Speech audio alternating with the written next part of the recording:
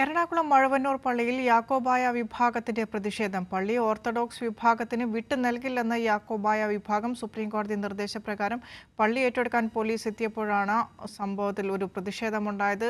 സ്ഥലത്ത് പോലീസ് സംഘം നിലയുറപ്പിച്ചിട്ടുണ്ട്. KM ഉമേഷ് ചേരുന്നുണ്ട് കൊച്ചിയിൽ നിന്ന് വിശദാംശങ്ങളുമായി. ഉമേഷ്, എന്താണ് സംഭവം? പള്ളി വിട്ടുകൊടുക്കാതിരിക്കാൻ പറയുന്ന കാരണങ്ങൾ എന്താണ്? ഇരു വിഭാഗത്തിന്റെയും നിലപാടെന്താണ്? വിനിഷ, ഇത് കാലങ്ങളായുള്ള തർക്കമാണ്. യാക്കോബായ ഓർത്തഡോക്സ് വിഭാഗങ്ങൾ തമ്മിലുള്ള തർക്കം. ഇതിനിടയിലാണ് സുപ്രീം കോടതിയുടെ വിധി വന്നത്.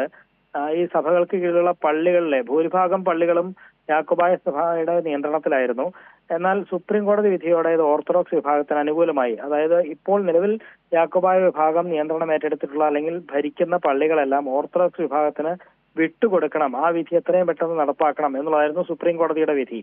ഈ വിധി ചൂണ്ടിക്കാണിച്ചുകൊണ്ട് ഓർത്തഡോക്സ് വിഭാഗം പള്ളികളുടെ ഭരണാവകാശം ഏറ്റെടുക്കാൻ ശ്രമിച്ചെങ്കിലും അത് നടന്നില്ല. യാക്കോബായ വിഭാഗം വിശ്വാസികൾ ചെറുത്തുനിന്നു. ഇതിനെതിരെ ഓർത്തഡോക്സ് വിഭാഗം ഹൈക്കോടതിയെ സമീപിക്കുകയും ഹൈക്കോടതി ഏറ്റവും ഒടുവിൽ കർശനമായ ഒരു നിർദ്ദേശം നൽകുകയും ചെയ്തു. അതായത് നിലവിൽ ഈ സുപ്രീം കോടതി വിധി എത്രയും പെട്ടെന്ന് നടപ്പാക്കണം, യാക്കോബായ വിഭാഗത്തിന്റെ നിന്ന് പള്ളി ഏറ്റെടുത്ത് ഓർത്തഡോക്സ് വിഭാഗത്തിന് കൈമാറണം, അതിനുവേണ്ട നടപടികൾ പോലീസ് സ്വീകരിക്കണം എന്ന് കഴിഞ്ഞ ദിവസമാണ് ഹൈക്കോടതി കർശന നിർദ്ദേശം നൽകിയത്. ആ വിധി നടപ്പാക്കിയ ശേഷം അക്കാര്യം ഹൈക്കോടതി അറിയിക്കാൻ നിർദ്ദേശിച്ചിരുന്നു.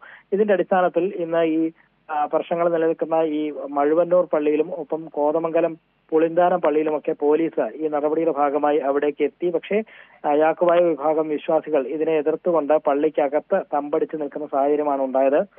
നിലവിൽ ഇപ്പോഴും പള്ളിക്കകത്ത് തന്നെ യാക്കോബായ വിശ്വാസികൾ തുടരുകയാണ്. പോലീസ് മറ്റൊരു കടുത്ത നടപടിയിലേക്കൊന്നും പോയിട്ടില്ല. പക്ഷേ ഈ വിധി നടപ്പാക്കണം എന്നുള്ള നിർദ്ദേശം പോലീസിന് മുൻപിലുണ്ട്.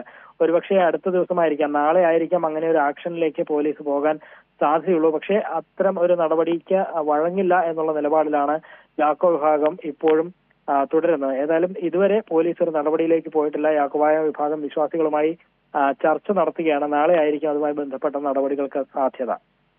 ശരി, KM ഉമേഷാണ് വിശദാംശങ്ങൾ കൊച്ചിയിൽ നിന്ന് പങ്കുവച്ചത്.